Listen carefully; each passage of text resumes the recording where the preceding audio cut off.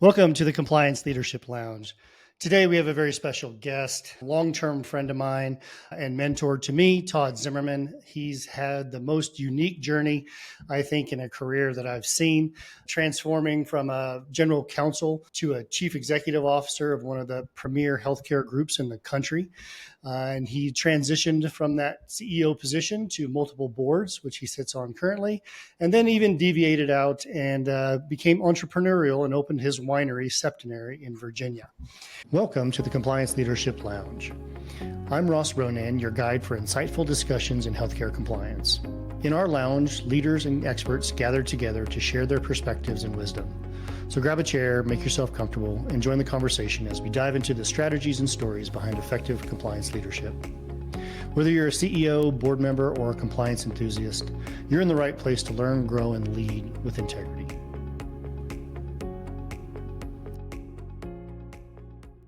Welcome, Todd. I appreciate you joining us today.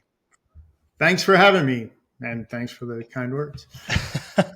Absolutely. Now, Todd and I have gone back, I'll say 20 years. I think it's been almost 21, which was very interesting. And as I started in healthcare and in compliance, I think it was my second job. Todd was the general counsel of this location that I went to work for. And I was pretty green in the industry. And Todd kind of knew what he was doing. He knew what he was talking about. And since that time period, we grew up as friends and definitely one of my biggest mentors over the last 20 years. And we've done a lot of different things over the years. And I'm really excited to be able to sit down with Todd today and talk a little bit about leadership and integrity, because I know that he has those two attributes that I definitely try to admit.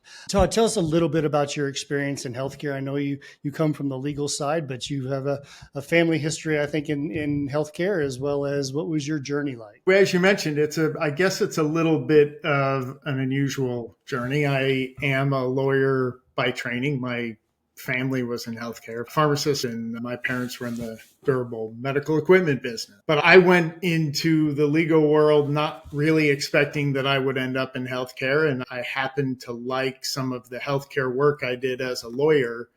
And so an opportunity came to me, it was mid-90s. A company called Spectrum Healthcare brought me in-house. And Spectrum did outsource physician services for emergency medicine, for correctional services, and military bases. So it's an interesting business. My first in healthcare. I really liked the emergency medicine business. And when MCare acquired that business from Spectrum, I went with the business to MCare, was attorney for MCare for a number of years, rose up to general counsel there, and then started taking on some additional responsibilities until, 2010, I became president, CEO of MCare and served in that role for about 7 years. And then when Envision merged with AmSurg, I left and started doing some board work and started a winery with my wife. And so now I live a charmed life, hanging out at a winery and supporting 3 great healthcare organizations on the board. So that's pretty amazing. I'm not sure there's much more to add to that. And you're still a young man, so that's pretty awesome. Even managing 3 boards and running a winery, to understand how you lead with a board seat as well as manage a very successful winery that, in my opinion, is one of the best wines in the country.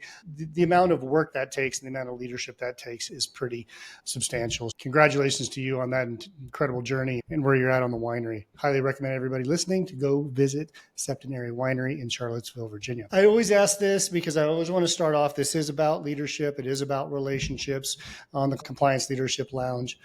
What's your favorite book, passage, message, program that you would ever say helped you or inspired you about leadership? I would say if I had to pick one, I'd probably go way back, and this won't surprise you knowing I'm a basketball junkie. John Wooden's book on leadership. I read that early in my days as a general counsel. There were a number of things in there that just stuck with me. Probably teamwork, of course, but also or if I remember, it was a pyramid of success and really focusing on those personal qualities that you had to get right or you weren't going to be successful as a leader. Those were probably the most important things that I took away from that. It was one of those, as everybody listening, we had this relationship when we worked together that some of that time I reported to you. You were at some point in time general counsel, oversaw the compliance program, so you knew a lot about compliance. And then at some point I went to operations and worked for you again during that time period too. One of the notable things that I always took away from you as a leader was that everybody always wanted to be around you. Every single time there was this kind of feeling that you made everybody feel really good about what they were doing. And everybody just wanted to just be around you and listen to what you had to say, which was this kind of thing that I was like, how does he do this? Because no one wants to be around me, partly because I'm a compliance officer and no one wants to be around me anyways. But you had this kind of special knack where you could really make people feel like their word matters and what they wanted to say really mattered to them and to you. Any insight on how you did that? Is that just who you are? Is that some kind of process that you picked up from sports or basketball or some sort of leadership pieces of that? Yeah, it's interesting because I have had that feedback from other people, but I have to tell you, for me, leadership has always been first and foremost about being genuine and then being empathetic. And I think if you genuinely care about other people and you're genuinely taking their feedback, I always said solicit feedback, not votes, then they understand. And for me, that was always the key. And that's what I enjoyed about it. So trying to be the best person I can be without necessarily relying too much on what would a good leader do in this situation, but being authentic. Words to live by right there, because it's really hard for people to not back into this position where you're like, I'm a leader, I have to dictate, I have to be overly aggressive as opposed to just being nice and be yourself. You got to that level for some reason, right? And you got to be able to rely on that. So it's great. That's great advice. Now let's talk a little bit about your transition, because a lot of these people who are listening to this podcast, there's a lot of people who are in legal. There's a lot of people who are in compliance, a lot of boards of directors, a lot of CEOs who want to hear about how does someone go from being a general counsel to a CEO. I know it's not unheard of, but when you did that, what were those pivotal moments that you were like, okay, I'm making this big journey? And you were part of an executive team outside of the general counsel anyway, so you were doing a lot more, at least from my perspective. But what was that pivotal moment where you took yourself from that general counsel position to the CEO? It's interesting, and you'll remember this, Ross. I wasn't a general counsel who wanted to be a CEO. It just wasn't part of what I considered to be my career path. I put my head down. I worked hard. I wanted to see the organization succeed, and I had a lot of great relationships with people in the organization. And then when Bill Sanger approached me about taking over as the CEO, there was a comical exchange where I think he got frustrated with me because I wouldn't say I wanted it.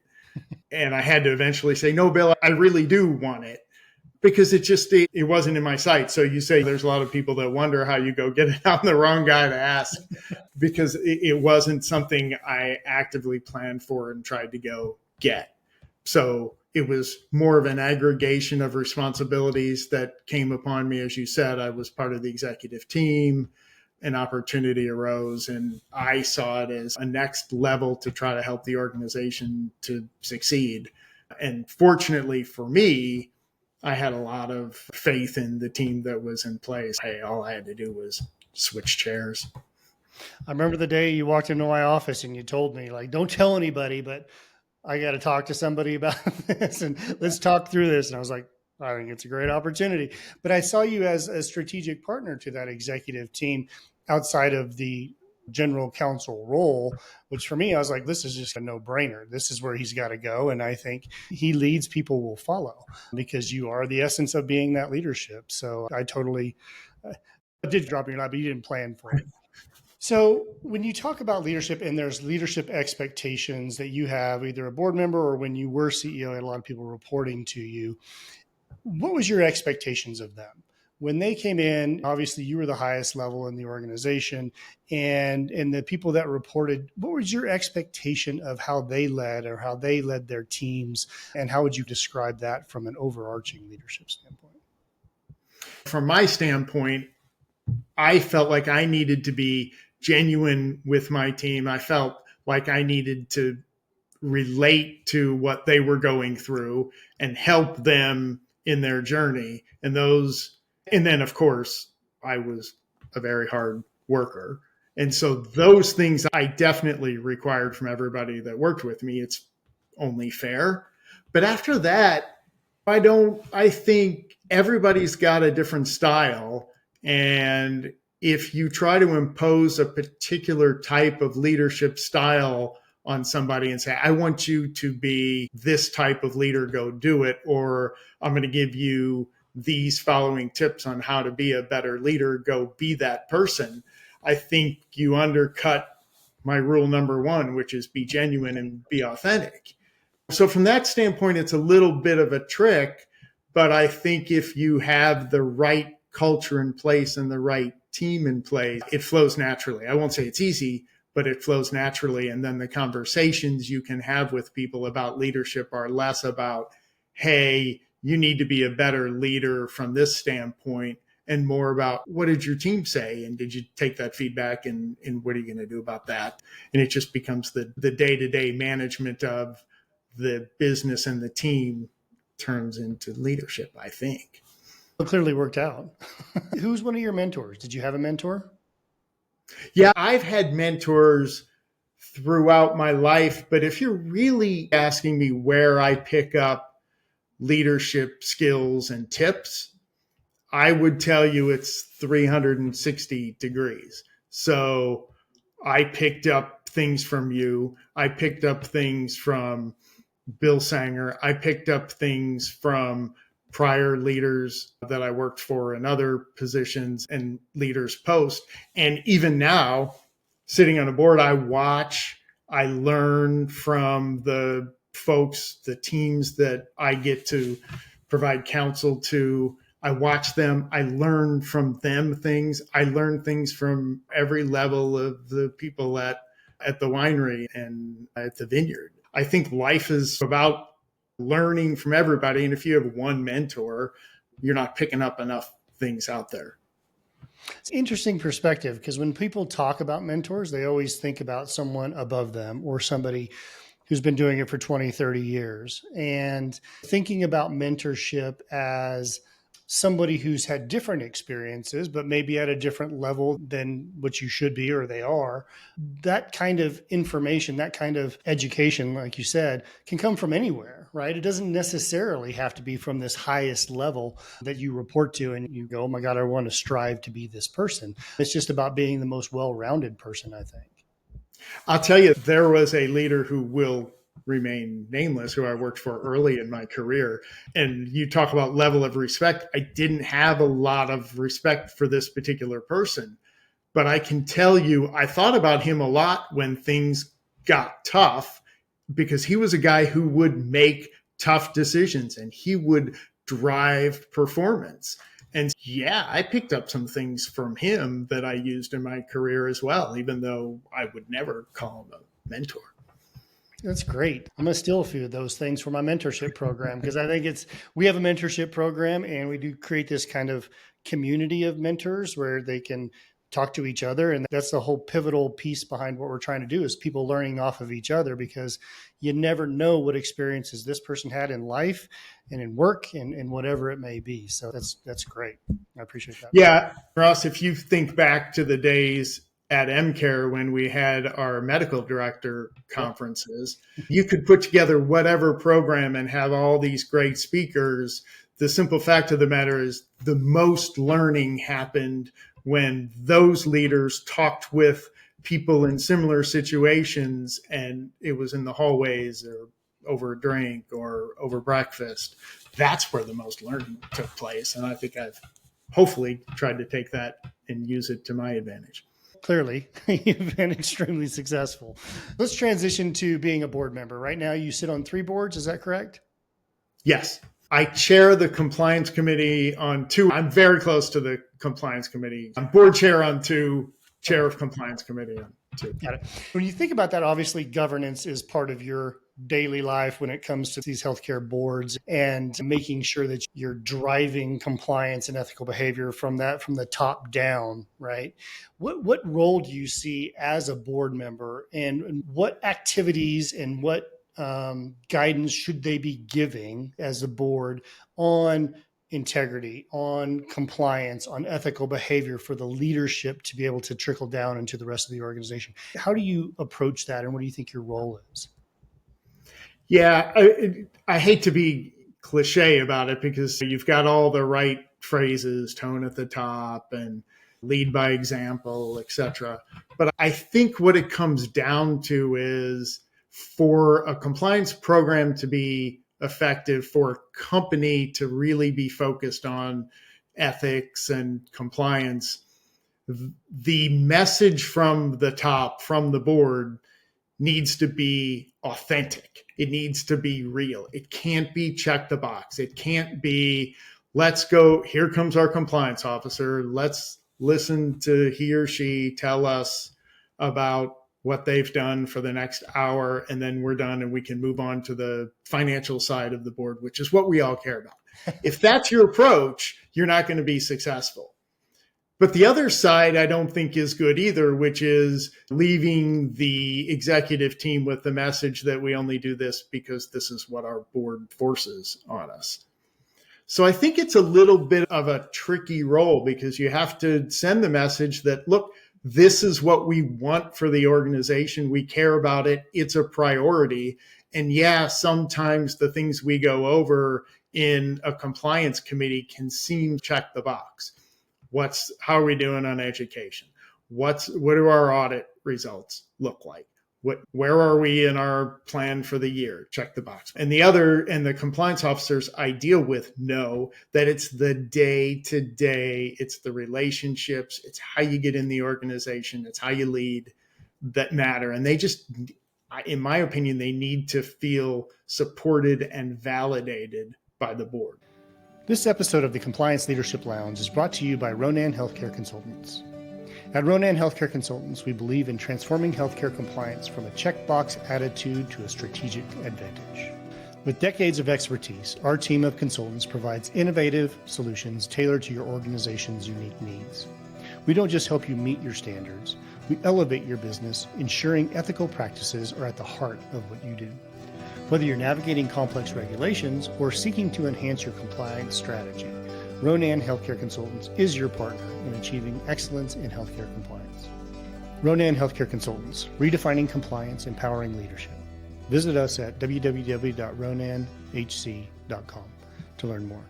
Now back to the show. Obviously, you have to stay up with the trends and the statutes and the regulations and things that are coming out too. Do you just rely upon the compliance officer to give you that information? Do your own research, do your own education? Lawyer by trade is your natural, it's your natural inkling to go research things and do some studying. How do you stay up to speed with what's going on? Yeah, it's a good question. I'll laugh at myself a little bit about it. So back when I was in both the general counsel role and later, I used to get into the office super early. I was always like the first one there. I'd make the coffee, I'd sit, and I'd try to get 45 minutes to an hour in just, whether it's reading periodicals or hopping on the internet, whatever I could find, and just digest some information for the day. And some days I couldn't get it done. But ever since I've left, it's still part of my process. I get the cup of coffee, I sit down, and I spend 45 minutes or so just reading through what's out there. And it keeps me up to speed. I won't say it's an official great way to necessarily research, but I can know what's going on, and I've got enough to ask. I think for a leader in an organization, that can be a lot when there's so much else going on. But think about all the resources that people have available. I think about not just what I was doing, but things I missed maybe a little bit when I was in seat. What about your vendors? What about like your billing company? That's a great source of information. Right. People like you're bouncing around. You support several different companies. So what you're dealing with on company A, company B hasn't even thought about yet. So talking to people like you, and then like private equity, as much as people are maybe picking on private equity a little bit, organizations like that who are in the market, maybe looking to acquire companies. They've got teams of people looking at the industry, looking at companies, seeing how they're reacting, looking at trends. Man, pick up the phone. If you're a compliance officer, if you're a CEO, pick up the phone, talk to those people because they know what's going on and they're smart folks. All those are tremendous ways to stay up to speed, I think. I used to hate it when you'd walk down to my office and you'd plop something on my desk before I even knew what was going on. You're like, "Hey, have you seen this?" Or, "Hey, did you look at that?" And I'm like, "Damn, he beat me to it." And once again, because I was not the first one in. You were, but I was shortly thereafter. But by that time, you seriously already had something on my desk going, "Hey, by the way, did you read this on HIPAA or did you read this on EMTALA or see this enforcement action?" I'm like, "Nah, damn it. Todd beat me to it once again."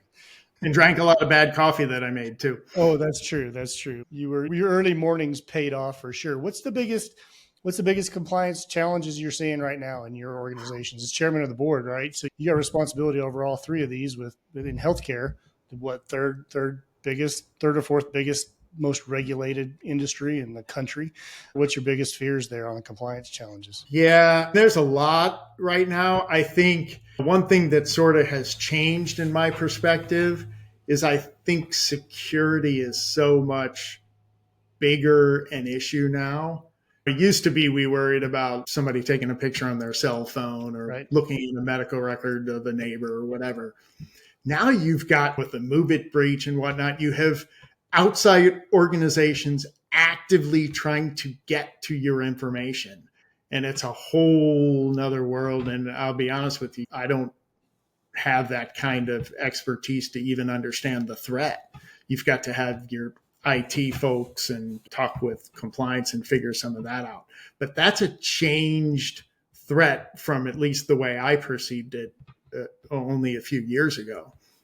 And maybe related to that is like AI and where that's coming through and how that's being weaponized on all sides of healthcare. Maybe weaponized is a strong word, but Yeah, it's funny. I was going to say no pun when you're like how it's changed, but like the Change Healthcare breach, the yeah. United Healthcare breach, those security pieces are going to be huge. I just got back from a conference and OIG was there and they were talking about AI in healthcare, but they were also talking about how it's good and people are using it for bad things and fraudsters or however they termed it. So that is definitely a hot topic right now. And the security aspect of it, like you, I come from more of the privacy side of it and IT. There's just so much more to the security and breaches on that standpoint that it's just a huge industry that needs a lot of work and a lot of protection because everybody's trying to get everybody's data to do bad things.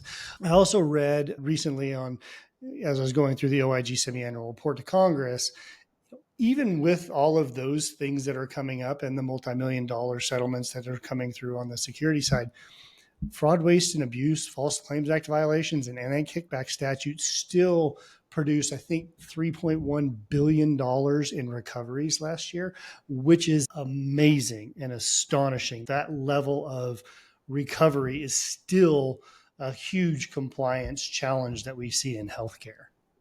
Yeah, and not to say more of it's coming, but boy, if you think about the pressures that lead to that kind of behavior, we've got it in spades, right? We've got workplace pressures, we've got financial pressures, there's some payer dynamics that are making life very difficult on some of the providers, and so on and so on. As a compliance officer, as any executive in an organization, you've got to realize your organization is stressed and they're trying to be more efficient. But look, shortcuts are out there and some people are going to take shortcuts. And so to your point, fraud and abuse is still out there rearing its ugly head. And I don't think it's going away anytime soon, unfortunately, because there will be people who will decide the shortcut is the easier approach.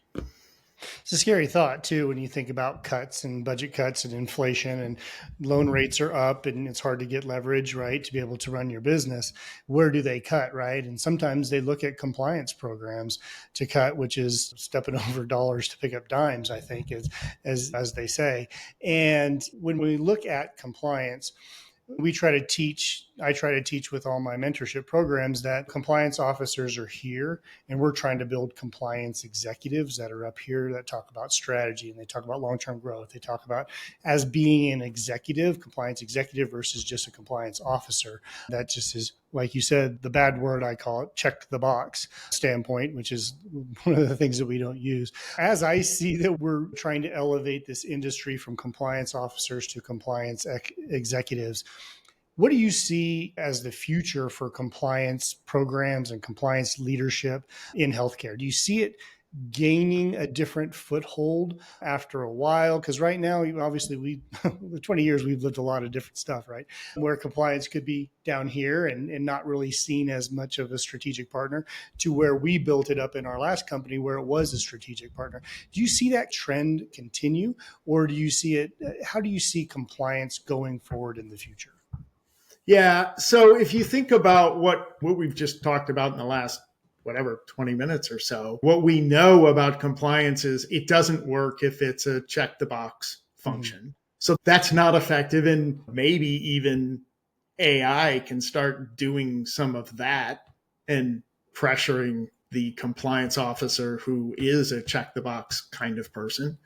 We know we've got these other threats that sort of are cross-functional now, right? We talked about the various data breaches, right?